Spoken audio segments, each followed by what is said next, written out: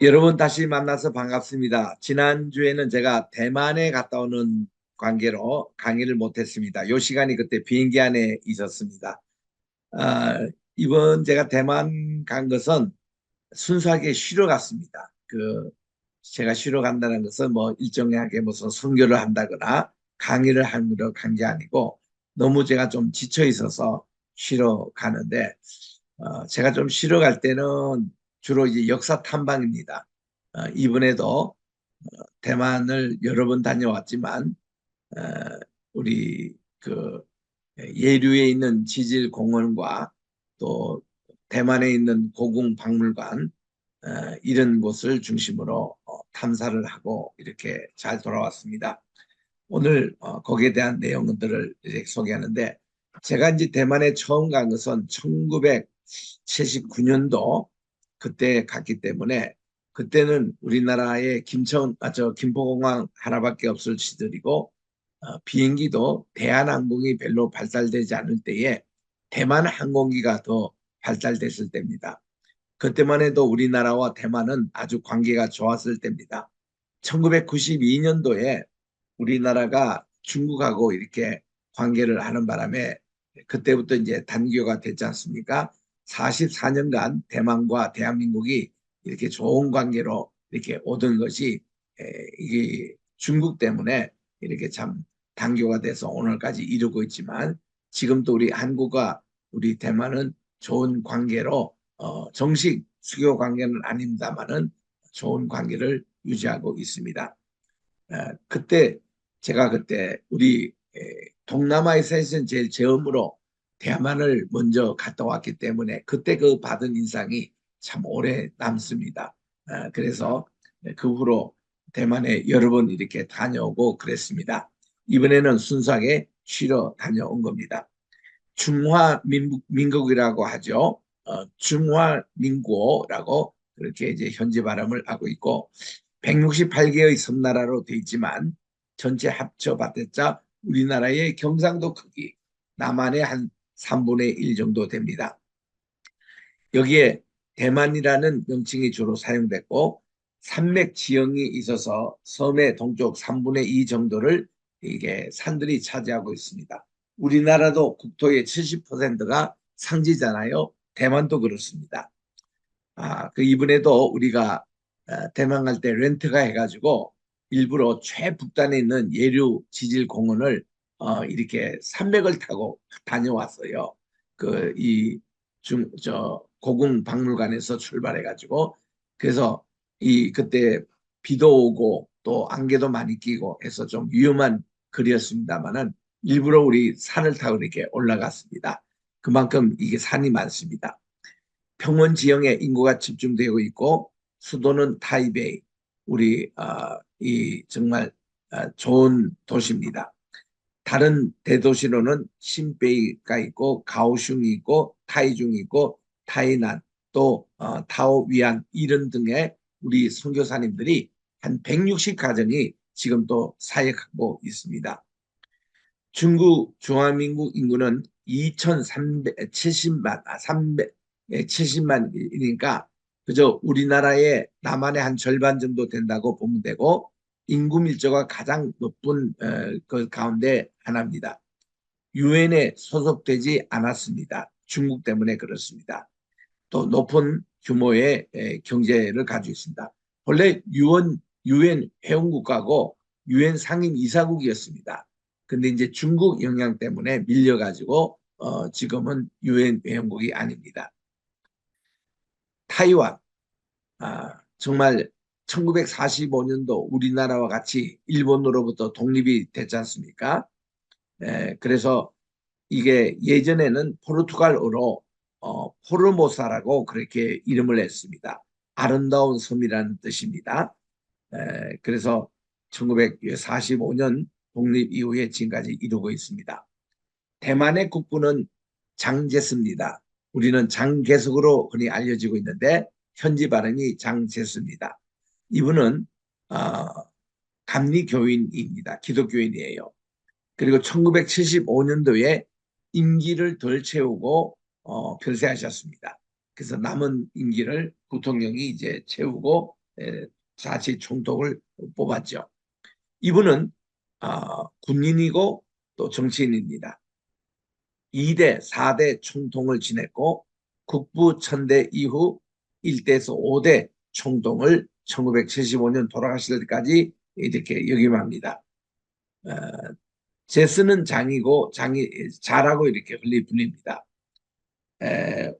상부 군관학교 교장을 지냈고 국민혁명 군사령관, 또 중화민국 국민정부주석, 또 중화민국 행정원장, 군사위원장, 위원장 이렇게 여러 가지를 거쳐서 이 총재를 하신 분입니다. 총독을 하신 분입니다. 이분에 대해서 활동사항에 대해서는 참고하시기 바랍니다. 일본에서 공부하셨고 일본 사관학교도 공부했습니다. 그리고 일본 치하에서도 가장 이렇게 독립운동에 앞장섰고 이렇게 공산당 초토벌에 아주 앞장을 섰습니다. 1936년도에 37년대에는 2차 국공 합작 이것을 결성해서 공산당과 함께 한일전쟁 중일전쟁에도 나섰습니다. 공산당과 대립하면서도 일본을 상대로 전쟁을 이끌어 1945년 일본의 항복으로 중일전쟁에서 중국을 성전국으로 만들어냅니다. 46년부터는 공산당과 내전을 벌였지만 1949년도에 중국 공산당에 밀려가지고 타이완으로 이전하게 됩니다. 그래서 중화민국 이 총독과 국민당 총재로 장기 집권하다가 1975년도에 사망을 하십니다. 88세였습니다. 이분을 기념한 중정 기념관이 타이페이 중심 거리에 있습니다. 현재는 국립 대만 민주기념관으로 이름이 바꿔져 있습니다. 1975년도 6월 달에 이 건설을 결정을 해서 그 후에 76년 10월 31일에 기공식을 가지고 1980년 3월 달에 완공이 되어서 이 일반에게 공개한 날짜는 80년 4월 5일부터 공개하고 있습니다. 아주 대만의 인기 있는 관광 명소 중에 하나입니다. 이거 잘 인기가 있고 그 다음이 타이페이 101청 그것이 이제 있고 있습니다. 제가 도착하는 날 지난주 화요일 날 그 전날 월요일 날 바로 이 지금 이분이 신임 대만 총통으로 취임했습니다. 5월 20일 월요일 날. 그래서 이게 이분이 차이 잉원 이 전 총통과 함께 인사를 하고 있는 장면입니다. 이게 이제 막 지난 월요일 날 취임식 했던 장면에 우리 사진이 여기에 있습니다.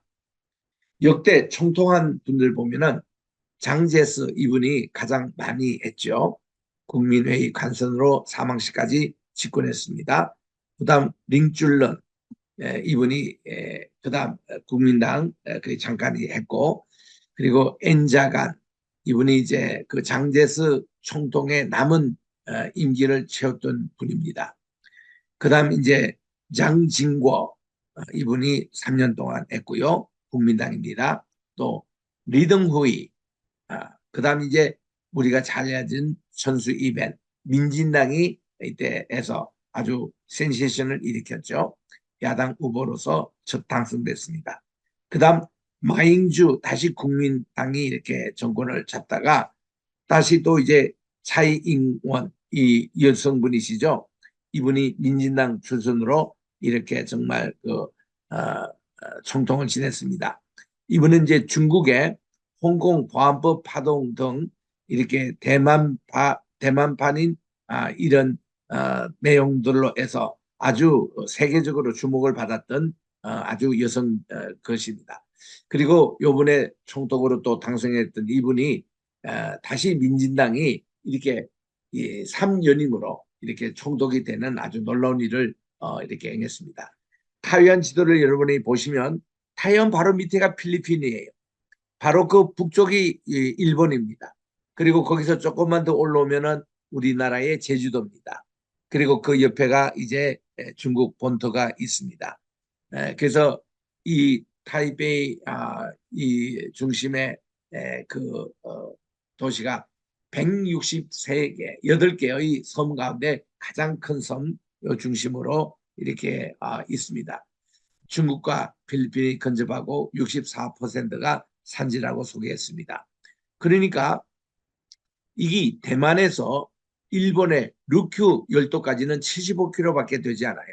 중국 대륙까지는 150km밖에 되지 않습니다.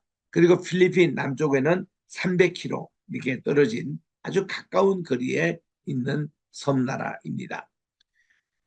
중앙 산맥이 축추를 이루고 있고 봉우들 가운데는 3,000m 넘는 그런 곳도 있습니다.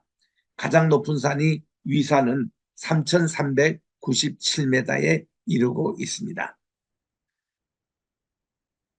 여기는 수출 중심한 그런 것으로 농업이 중심이지만 지금은 IT 반도체 수출이 활발해서 대한민국을 뛰어넘기도 합니다. 뛰어넘다가 삼성이 또 잡다가 지금은 다시 또 삼성을 또 이렇게 앞지르는 IT 산업 굉장히 아주 발달된 곳입니다. 대만에 분포하는 식물도 3,800종이나 넘는 그런 그리고 산림이 덮인 산은 고도에 따라서 산림 형태에 다양합니다. 아열대성 식물이 주로 많습니다. 낙엽류, 진엽수 이런 것이 많고요. 고산 기후를 이용해서 고랭지 채소나 과일을 재배를 많이 합니다. 그리고 각종 포유류를 또 많이 살고요. 그리고 양수류, 파충류 이런 것이 많습니다. 타이페이시입니다. 면적은 그렇게 넓지 않습니다. 광역 인구가 한 700만 되니까 우리 서울보다도 좀 작습니다.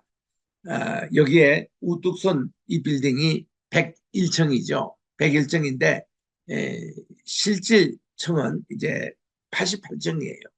중국 사람은 팔을 좋아하지 않습니까? 아주 팔을 좋아합니다. 여기도 보면 8층 단위로 이 벨랜드가 다 있어요. 그래서 이 높이도 88층을 지었고 그 위에 꼭대기층에 쭉 이렇게 사무실을 전망대 달고 있는 것이 있습니다. 그래서 이게 밤에도 올라가면은 아주 야경이 좋습니다. 낮에도 뭐 여기 타이페이시가 다 보입니다. 이런 곳인데 그 아래층에 가면은 식당가가 있어서 이번에도 거기서 우리가 만두를 또 사 먹고 저녁 식사를 했습니다만은 참 이게 대만의 아주 대표적인 그런 빌딩이고 또 옆에 있는 이것이 중심가의 모습입니다. 타이페이 역사를 살펴보면 18세기 이전까지는 고산족이 거주했던 곳입니다. 1709년에 주로 푸젠성의 한족이 타이베이 분지에 정착하기 시작했다고 해요. 그리고는 한족의 주요 거주지가 됐습니다. 차 무역이 발달이 됐고요. 그리고 1875년도에는 타이완으로 이렇게 분리돼서 이렇게 발달되기 시작했습니다. 행정 관청이 이곳에 들어섰고 1875년부터 일본의 통치가 시작된 1895년까지는 타이베이가 이렇게 부청 소재지였습니다. 1886년에는 타이완성이 설치가 됐고 타이베이는 성도가 됐습니다. 수도가 됐습니다. 1894년도 타이베이는 대만의 공식적인 수도가 됐고 청나라 때의 옛 유적들은 주로 북문 주변에 남아 있습니다. 이때 많은 유물들이 오늘날 박물관에 전시되어 있습니다. 청일전쟁 후에 대만은 일본의 영토로 귀속이 됩니다. 그래서 우리와 함께 1945년 2차 대전 끝난 후에 해방이 되었습니다. 그래서 이때부터 44년간 우리하고 이 대만은 아주 좋은 우호관계 속에서 이렇게 데려오다가 1992년도에 우리 한국이 미국의 핑퐁 왜곡 후에 그 닉슨이 중국과 이렇게 외교 체결하는 바람에 우리나라도 할 수 없이 중국과 외교 수를 받는 관계로 대만과 단교가 되고 말았습니다. 그때 한 2만여 명이 우리 대만 출신들 이 화교들이 한국에 살고 계셨는데 그분들이 상당히 화가 나가지고 많은 분들이 미국으로 떠났습니다. 그리고 그러나 또 많은 화교는 또 한국에 그대로 지금까지 남아 있습니다. 그래서 이런 관계에서 오늘까지 이렇게 발전되는데 타이베이가 1960년 초만 해도 100만 명 조금 넘는 인구였습니다.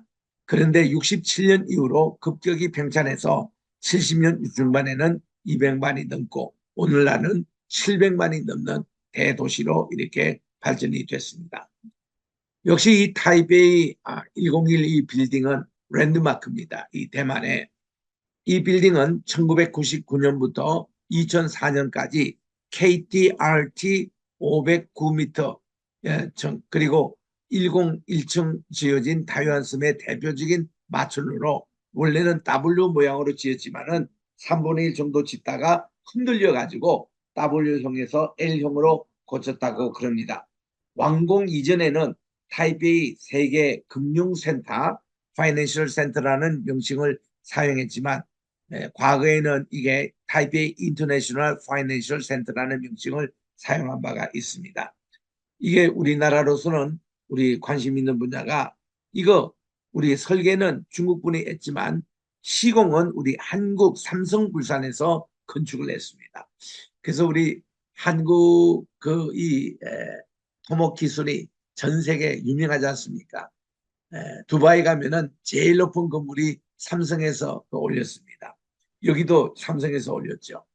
또 저기 싱가포르에 가면은 거기 제일 높은 호텔 건물 양자 이어가지고 이렇게 되는 쌍용에서 그 건축했습니다. 그래서 우리나라의 이 토목 기술은 전 세계적으로 유명하다는 거. 그리고 지금 사우디아라비아에서 짓고 있는 그런 이제 도시 사우디아라비아의 주요 도로는 다 한국 사람이 지은 겁니다. 그 기초로 또 이렇게 지금 짓고 있는 네움시티도 우리 한국 기업이 많이 지금 진출해서 이제 짓고 있습니다. 이런 우리 이 건물이 아주 대표적인 건물입니다.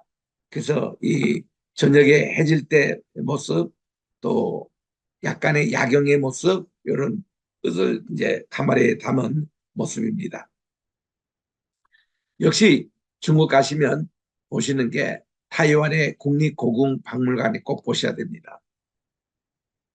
여기는 70만 점이 이렇게 있는데 장제스가 이게 공산당을 떠나서 이제 circa 1949년도에 중국이 공산화됐지 않습니까? 그래서 그가 잠시 이제 상해로 왔다가 타이완으로 옮겨올 때에 주로 자금성에 있었던 그 모든 유물들을 다 가지고 온 겁니다. 왜냐하면 공산당은 역사 유물에 대해서 별로 관심이 없어요. 과거 거는 다 청산하자는 주의니까. 그러니까 이제 장제스는 역사에 대해서 관심이 많았고 또 유물광이었고 그리고는 이거를 그 많은 것을 다 이게 타이완으로 옮겼습니다. 그리고 또 공산당은 그것만 해도 부족해서 1966년부터 76년 사이에 또 아주 대대적으로 역사 지우기 운동을 해요. 10년 동안이나. 그래서 도교, 불교, 유교, 뭐 기독교 흔적 다 지우는 운동을 했지 않습니까? 그런데도 중국에서는 지금 또 계속 고각적인 발굴이 나와가지고 예전에 이 중국이 우리 한국 땅이었다라는 그런 정령이 자꾸 나오고 있습니다. 그 중에 아주 대표적인 것이 지금 대만에 와 있는 이 유물들이에요. 이 유물들에 보면은 옛날 고대 것이 한국 우리 동이족 문화가 대부분입니다. 이제 그 중에 옥에 관계되는 그런 유물 전시도로 있는데 그 봉안되는 것이 이 타이완 고궁 박물관이에요. 규모가 엄청납니다. 여기 지금 눈에 보이는 건 대표적인 건물이고 그 중에 조금 확장되고 여기 보세요. 이렇게 넓은 전시장에 있습니다. 여기 이제 매일 오전 9시부터 오후 5시에 입장할 수 있고요. 월요일은 휴무입니다. 그리고 입장료가 350 그 대만 돈입니다. 이 돈이다 보니까 우리나라 돈으로 한 12,000원 정도. 유물이 70만 점 보관돼 있다는 것은요, 세계 4위입니다. 제일 많이 보관되어 있는 게 대영 제국박물관.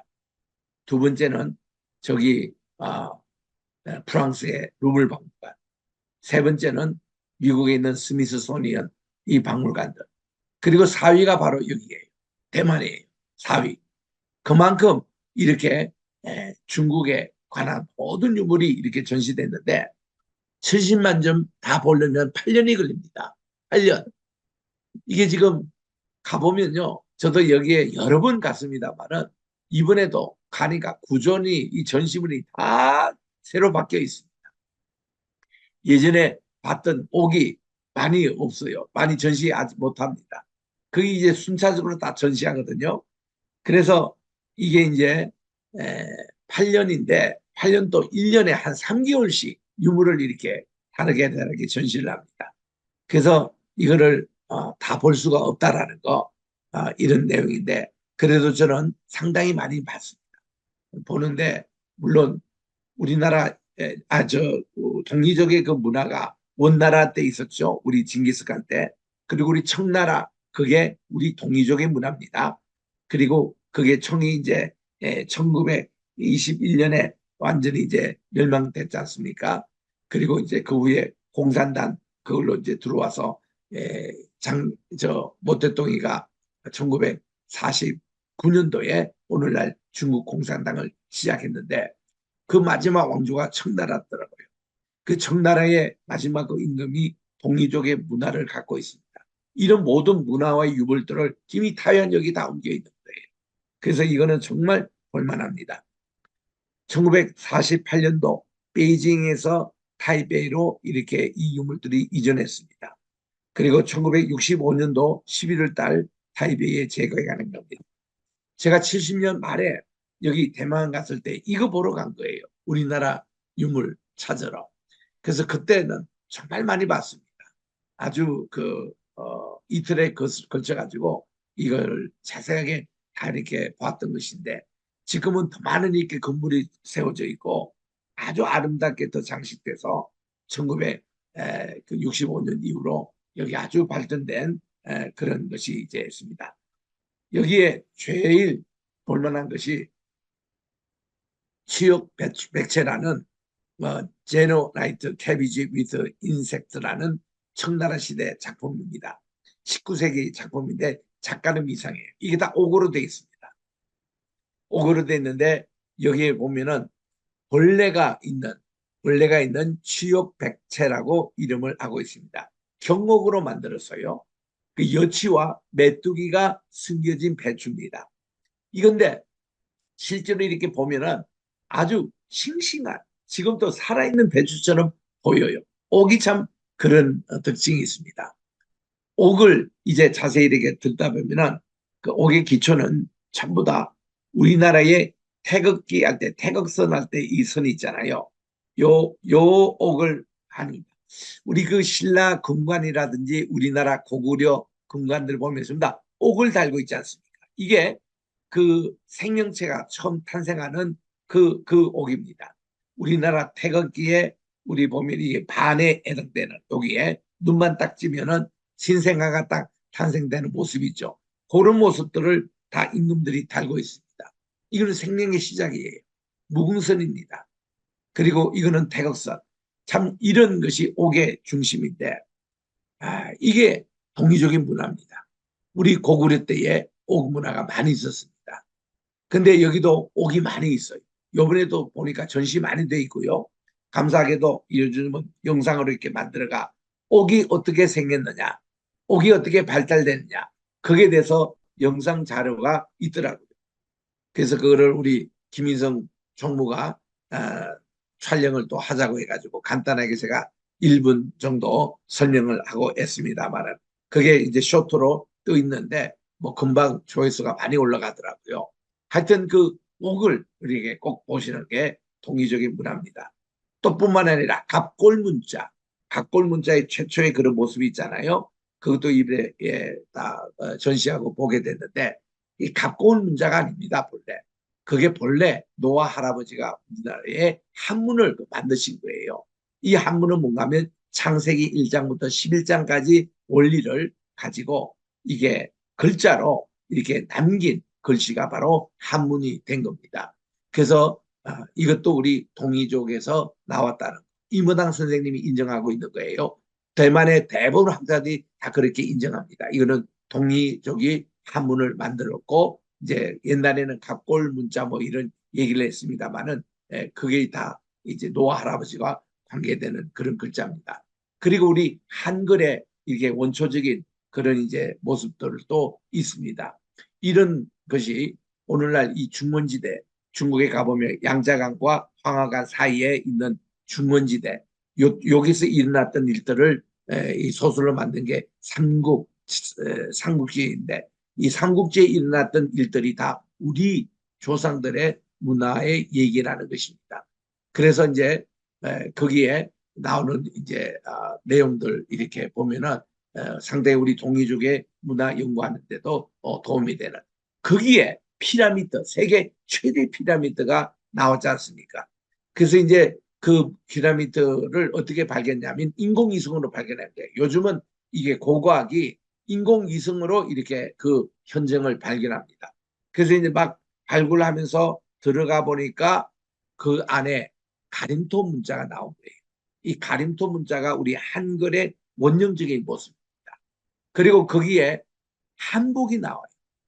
우리나라 김치 이게 나옵니다. 그러니까 이 나라가 이게 우리나라 동이족의 나라였고 고구려였다는 것을 알게 됐습니다. 그래서 이게 중국 공산당에서 놀래가지고 시진핑이 이거를 다 덮도록 명령하고 1992년도 일입니다. 그때가. 그리고 93년도, 4년도에 이게 동북공정안이라는 가짜 역사를 만들어냅니다. 이 만든 목적은 뭔가니 이 나라가 한국의 원천이 아니고 다 중국이었다는 것을 다 위조하는 역사입니다. 그게 동북공정안이에요. 그래서 그게 요즘 심화가 돼가지고 어떤 얘기냐면 중국이 아리랑 또 자기들에서 나와가지고 조선민족이 가져갔다. 이렇게 얘기를 이렇게 하려다가 유네스코에서 들통이 나가지고 결국 중국 아리랑이 취소가 돼버리고 이제 이게 한국 우리 북한과 남한이 같이 공동 발의한 그 아리랑이 유네스코에 지금 등재가 돼 있잖아요. 또 최근에 거기 올림픽 대회를 가졌는데 한복을 입고 막 이제 하는 거예요. 그리고 우리 정부에서 항의했어요. 왜 한복을 우리나라 건데 왜 당신들이 입고 당신들의 끝냐고 이랬더니 그 사람들이 자기들 거라고 막 큰 소리 치는 거예요. 그걸 끝나는 게 아니라 김치도 자기들이 시작했다는 거. 김치도. 응? 그러니까 이렇게 억지를 자꾸 부릅니다. 중국에서. 그러나 이 세계가 만만치 않습니다. 그렇게 해서 뭐 고락고락 넘어갈 거 아니에요. 그래서 이제 그럴수록 우리 한국은 더 목소리를 높여가지고 우리 문화를 우리가 지켜야 되는데 그런 현장에 이런 유물들이 대만에 지금 다 보관되어 있는 거예요. 그 여기는 동이족의 문화라는 것을 대만 학자들도 다 인정하고 있고 하는데 대표적인 우리 옥에 이게 지역 백체가 있습니다. 다양한 전시가 있는데 육형석도 있어요. 여기도 이게 옥으로 만드는 건데 꼭 고기가 지금 막 이제 베어 먹고 남은 그런 형태를 이렇게 만들었는데 이것도 아주 대단합니다. 그래서 이 70만 점 여기 지금 위에 다양한 전시물 70점이 아니라 70만 점이에요. 버리면 8년간 걸린다라는 이런 내용인데 이런 박물관 갈 때는요 아주 그저 편안한 복장에 조그마한 의자 같은 거 하나 있으면 더 좋고요. 들고 가셔서 종일 보시면 참 좋습니다. 시간이 되시면. 그래서 메모도 하고 요즘 또 보면 가보면 프레시를 터뜨리지 않고 사진을 찍을 수는 있어요. 그래서 좋은 거 있으면 그 보는데 많은 이번에도 관람객들 보니까 인터넷을 다 열어가지고 거기서 웬만한 중요한 작품들이 인터넷상에 다 올라와 있거든요. 그거를 보면서 그 작품을 보면서 감상하는 분들이 많더라고요. 그래서 요즘 이렇게 시대가 달라졌습니다. 또 이게 다 전시됐던 곳입니다. 이게 황제들이 있던 병풍과 황제들이 탔던 그런 그 자동차라고 합니다. 이게 19세기 말에 청나라에 이런 자동차를 탔더니 굉장히 아주 오랜 이게 이제 청나라 왕이 앉았던 왕자입니다. 그리고 왕이 쓰던 집기들이 이렇게 아름답게 전시가 되어 있습니다. 이게 다 오리지널이에요. 이거를 다 이제 원형 모습으로 볼 수가 있습니다. 자, 여기 고궁박물관을 마치고 반드시 가셔야 될 게 이제 대만의 제일 북쪽에 가는 겁니다. 제일 북쪽에 가는데 타이페이시에서 1시간이면 돼요. 이번에는 우리가 산맥을 타고 산을 넘었기 때문에 1시간 한 15분 정도 걸리더라고요. 그런데 거기 이제 넘어서 갔습니다. 이, 그 가는 날이 이제 흐린 날이고 비가 오고 이래서 이게 유명한 대만 예류 지질 공원입니다. 여기는 가면은 꼭 여기가 카파도기아에 가면은 기괴 암석 있는 그 현장에 와 있는 기분이에요. 그래서 여기는 우리 고고학자들이 많이 가서 지질학 연구를 하는 곳입니다. 기암 암석이 어떻게 생겼을까? 바다의 침식, 암석의 풍화작용, 해륙의 지각운동, 지질작용 과정 이런 것을 하나하나씩 이렇게 보는데 여러분 여기 사진에도 보면 알지만 겉에는 이렇게 검은 모자가 씌워져 있고 밑에는 이렇게 황토색의 또 이제 바위가 있습니다. 어떻게 보면 버섯처럼 보여요. 버섯처럼 보이는 이런 기계 암석들이 많이 밭을 이루고 있습니다. 이게 바로 대만에 있는 예류 지질 공원입니다. 입장은 5월부터 8월까지는 8시부터 6시까지고 그리고 9월에서 4월 달에는 8시부터 7시 사이인데 우리는 이번에 5월 달에 말에 갔기 때문에 6시까지 이렇게 문을 열었습니다. 그래서 우리가 조금 늦게 도착했지만 볼 거는 다 봤습니다. 어, 입장료가 성인이 120 그 대만 돈이에요. 그러니까 우리 돈으로 그러면 한 5천 원 정도 될까요? 그 정도 듭니다. 매포소에 끊어서 쭉 이제 길을 따라 올라가면은 이제 이 공원이 바로 바닷가에 같이 이렇게 있습니다. 우리나라에도 이 테마 여행 신문이라고 여기에 이런 원더풀이라고 적혀 있으며 옐류이 지오 파크이라고 그렇게 되어 있습니다. 여기에 보니까 쭉 이제 그 전시 야외 전시된 이것을 시간 따라서 쭉 봅니다. 우리 대만 여행하면은 여기를 이제 하트 여행으로까지 이렇게 이분들이 선전하잖아요. 이 비디오로 선전하는 내용입니다. 그래서 여기를 반드시 가보셔야 될 그런 곳입니다. 여기는 해수욕장도 있고 온천도 있고 그러는데 세계에서 가장 훌륭한 모습의 기암들이 해안 곳곳에 널려 있습니다. 여기 이제 해가 질 때쯤 찍은 사진 아주 선명하게 이렇게 나오지 않습니까? 참 이런 곳이 이제 가까이 접근해서 우리가 사진도 찍을 수 있는 곳인데 해안으로부터 뻗은 지청의 라인이 수직에 가깝고 또 파도 침식 작용과 암석의 풍화 작용, 지각 운동과 해륙 상대 운동이 더해져서 오늘 같이 희귀한 모양의 지형과 암석들이 만들어졌습니다. 너무 괜찮아요. 여기서도 이렇게 그 뭐 쭉 보는데 한 2시간 내지 3시간 정도 걸리는데 그렇게 빨리 보지 마시고 천천히 이렇게 하면서 종일 이렇게 지내도 참 좋습니다. 그리고 여기 이제 이 입구에 나오시면 그게 쭉 한 360m에 그 야시장처럼 또 선물 가게 이것이 있어가지고 볼거리, 먹거리 다 있습니다. 그래서 이 대만의 문화도 이렇게 즐기시고 하는 그런 곳인데 예류 지질공원 참 추천할 만한 곳입니다. 이렇게 다양한 형태 이것이 뭐 카파도기아에 와 있나 할 정도로 카파도기아는 그게 이제 불륜 이렇게 타고 쭉 다 둘러보면 참 좋다고 그래요. 근데 저는 카파도기아에 그렇게 여러 번 갔습니다만 한 번도 내가 불륜 탄 적이 없습니다. 기류 탄 적이 없는 게 시간이 늘 맞지 않아요. 그리고 이것은 항상 위험하기 때문에 기후에 굉장히 민감합니다. 바람이 조금 불거나 이러면 못 떠요. 그리고 또한 미리 또 예약을 해야 되고 이런 여러 가지 제약 때문에 한 번도 타지를 못했습니다만은 그거 뭐 보지 않아도 요 가까이 우리 대만에 가면은 이게 아주 가까이서 이거를 다 볼 수 있는 곳이 여기에 있다는 것입니다. 그래서 여기 사람들 이렇게 중간중간에 다니잖아요. 가까이 가서 다 손만 만지지만 않으면 됩니다. 가서 다 사진 찍을 수 있고 하는 곳인데요. 튀르키예 그 갑바도기아와 같은 그 풍화장어 이렇게 금방 제가 설명을 드렸습니다. 바닷가에 이렇게 끼고 있기 때문에 이게 이제 갑바도기아 가면은 바다는 없죠. 여기는 다 이제 산 평원 그건 있는 곳인데 여기는 또 바다가 있고 하늘에 또 구름이 있어서 너무너무 아름답습니다. 공기도 좋고요. 그래서 여기 이제 쭉 산책할 수 있는 도로 거리도 잘 돼 있고요.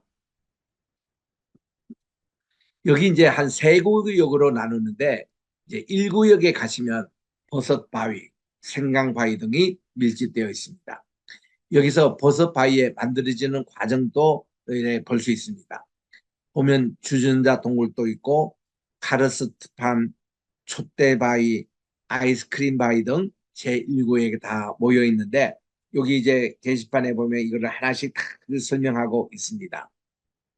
이게 1구역에 있는 바위들의 그런 모습들인데 이렇게 또 설명을 들으면서 보시면 참 좋습니다. 이렇게 그 버섯 모양의 바위뿐만 아니라 거기에 이제 보면은 이 바위바다 구멍이 있고 또 여기서 물이 고여 있고 이런 모습들도 함께 볼 수 있는 곳인데 제일 대표적인 것이 이게 퀸스 헤드 여왕의 얼굴입니다.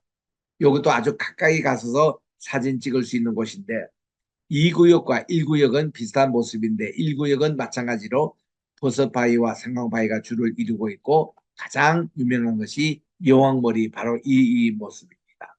또 용머리 바위도 있고 금강바위도 다 2구역에 위치하여 있습니다. 여기 이제 여왕바위 있는 2구역으로 지금 우리 지나고 있습니다. 또 다른 모습, 뒷모습, 옆모습을 다 그리고 있고 멀리서도 이렇게 잡았습니다.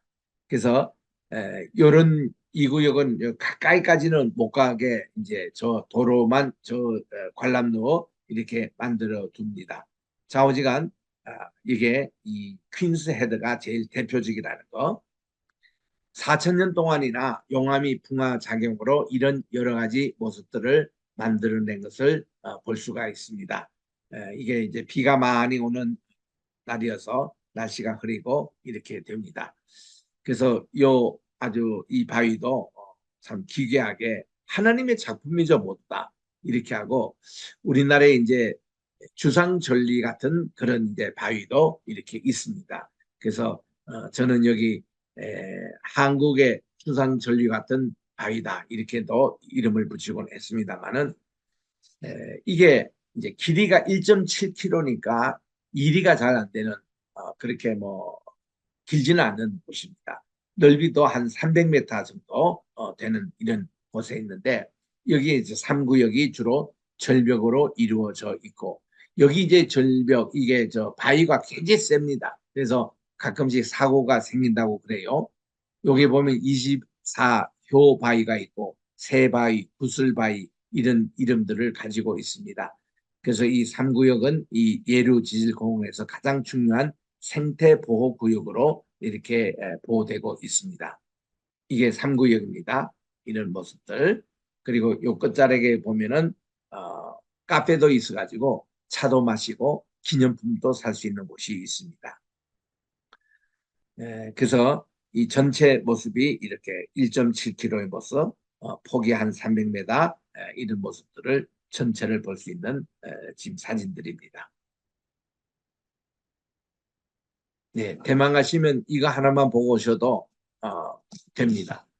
그 중에 이제 최북쪽에 이렇게 그 바다 물결이 참 세기 때문에 가끔씩 이렇게 사고가 생기는데 여기가 한 동상이 서 있거든요.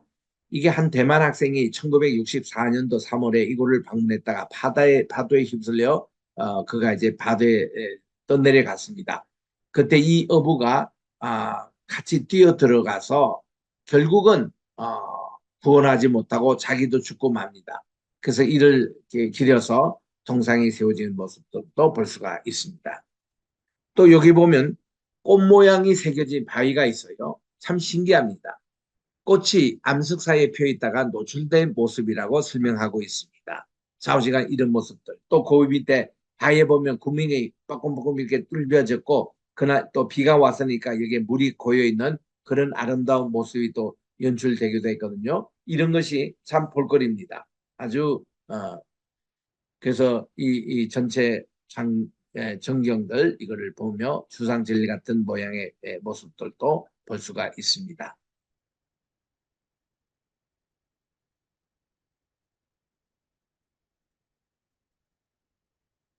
이제 해가 지는 광경도 아주 또 장관입니다.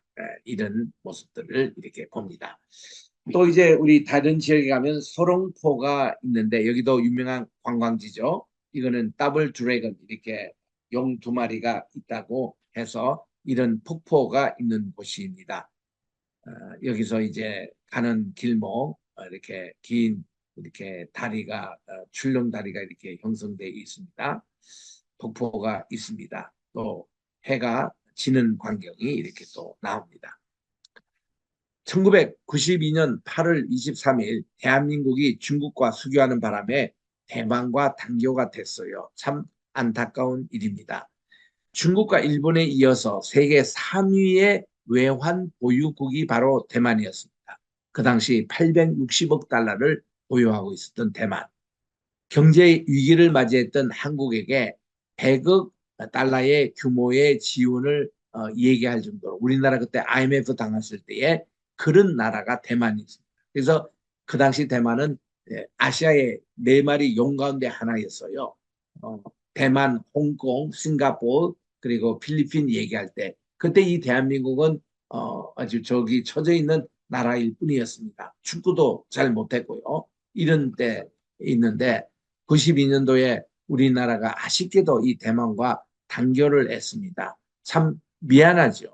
그래서 지금 또 이게 수교되고 있지 않습니다. 이 중국과의 관계 때문에 그래서 그러나 우리나라가 여기에 와서 또 우리가 관광을 가고 이러면은 이분들이 환대하고 잘해주고 있습니다. 또 대만 분들이 한국에 오실 때도 우리 한국 정부에서 잘 대해줍니다. 그래서 지금 관계는 나쁘지는 않는데 어쨌든 정식 수교가 되고 있지는 않습니다. 44년 동안 명동에 이 대사관 설립도 하고 그렇게 지냈던 사이인데 자 여기 우리 선교의 역사를 보면은 오래됩니다. 김한중 선교사님이 대만 교회의 역사와 현황이라는 제목 가지고 발표한 논문에 보니까 대만에는 5천 개 정도. 대만은 주로 그 불교국입니다. 그리고 그 첫섬나라이기 때문에 토속 종교들이 많이 강한데 5천 개 교회가 있다는 것은 대단한 거죠. 그리고 200에서 300만 기독교인들이 있다고 그래요. 200에서 300입니다. 230만 명, 뭐 그런 정도 기독교인들. 전체 인구는 한 2,300만이니까 한 10분의 1이 기독교 인구라고 보시면 됩니다. 이런 대만 아주 초기 선교사로서는 김영진 선교사님이 계셨어요. 58년부터 94년 36년간 사역하신 분이기 때문에 아주 이분이 아주 좀 수고를 많이 하셨습니다. 이분은 대만교회 영적 부흥이 절실을 하다고 여기에 복음의 요충지로 사용하고 그렇게 했습니다만은 우리나라하고 단교되고 나서는 어려움을 또 당하셨죠. 김영진 선교사님이 계셨고 또 여기는요 최근에 이 대만 선교사 가정들 힐링 캠프가 있었습니다. 그때 그 사진이었고요. 또 옆에는 대만 원주민 선교하고 계시는 모습들 또 동북아시아 복음연구소 모임 사진이고요. 옆에는 해외 선교 평신도 자비랑 선교팀이 대만에 가셔서 안경을 무료로 이렇게 봉사하던 그런 일들이 2005년도 12월 달에 있었답니다. 그때 남았던 사진들. 또 김달훈 선교사님이 훌륭한 분입니다. 연세도 많으신 분이 1979년도 가셔서 2004년까지 참 은퇴하실 때까지 하셨는데 참 아주 많은 일들을 하셨습니다. 김달훈 선교사님. 또 박만선 선교사님이 최근에 돌아가신 분인데 3개월 전에 돌아가셨습니다. 대만 선교 33년간 하셨던 박만선 선교사님. 이분은 신학교도 운영하시고 특별히 푸드뱅크 여러분 이렇게 무료로 음식을 나눠주는 쿠폰 나눠주는 사역이 있죠. 그걸 하신 분이에요. 감리교 선교사님입니다. 그래서 원래 69세인데 돌아가셨습니다. 33년간 대만 에 선교하시다가 그리고 장로의 신학대학 석사 논문에 이영래 이분이 대만 선교 상황 고찰을 통한 선교 전략 연구라는 것으로 논문을 쓴 것이 있습니다. 지도는 고무성 교수님이 하셨어요. 고무성 이분은 아시죠? 이 방송인입니다. 이분이 장신대 77기예요. 제가 76기거든요. 그 우리 바로 밑에 방에서 공부를 하신 분입니다. 고무성 음성도 좋고 이분은 PD 출신이기 때문에 여기 은사가 많습니다. 그 후에 이분이 이제 선교학 공부하셔서 또 이렇게 교수로 봉직하시는데 이때 이분 지도 밑에서 쓴 논문 내용입니다. 그래서 대만의 일반적인 상황, 역사적인 상황, 정치적인, 지리적인, 문화적인 이것을 분석하고 종교적인 상황을 얘기하고 그리고 대만 선교가 어떻게 시작이 됐고 성장했고 침체와 차가 대만 교회 현황과 교세에 대해서 다루고 대만 선교 문제에 대해서 잘 다뤘던 논문입니다. 대만 선교에 관심 있는 분은 이영래 이분 논문을 한번 보시면 좋습니다. 또 지금 또 많이 활약하고 있는 분 가운데 김혜옥 선교사님. 이분은 하나님 성령의 파송이에요. 그래서 대만 지부의 총회장도 하신 분입니다. 20년째 교도소 사역도 하고 또 원주민 사역을 주로 하십니다. 찬양 사역, 또 코로나 때는 많은 환자를 돌봤던 그런 사역을 하시는 분이십니다. 그래서 이렇게 활발하게 좀 했는데 이분은 또 한국 무용 선교 아주 그 무용을 전공하시기 때문에 이런 것으로 원주민 사역에 전념을 다하고 계십니다. 본래는 1986년도에 칠레에서 은혜 유치원을 경영하셨다고 그럽니다. 그래서 우리 오늘은 제가 다른데 또 세미나 강사로 진짜 신의 산이 어디냐 거기에 대해서 이제 한국에 관심이 많습니다. 오늘은 자유수호연대라는 학회에 제가 가서 강의를 이제 합니다. 인터넷 줌으로도 여러분들이 12시 반부터 들어올 수가 있습니다. 그런데 우리 대만 마지막 거는 1949년도에 이승만 대통령이 장개석 그 당시 총독을 김해에서 맞이합니다. 이분이 김해까지 방문하셨거든요. 지금도 한국에는 2만 명의 대만 화교들이 살고 계시고 차이나타운을 형성했는데 중국과 외교 관계상 아직도 대만과는 수교가 이루어지지 않고 대만이 본래는 유엔 상임 이사국이었는데 이제 중국 때문에 밀려가지고 이제는 유엔 회원국도 아닙니다. 이런 안타까운 현실을 보면서 대만을 위해서 기도해 주시고 제가 이제 지난 화요일 갔습니다만은 목요일 나올 때는 이때 새로운 총독이 이렇게 이제 대만의 이 독립을 이렇게 주장했기 때문에 중국에서 또 이렇게 위협적으로 그 섬 주변을 계속 중국 함대가 돌아서 전시 분위기로 가더라고요. 그런 참 분당국입니다. 기도 이제 제가 오늘 제 강의는 마치고 우리 오늘 조세 목사님 마무리해 주시기 바랍니다.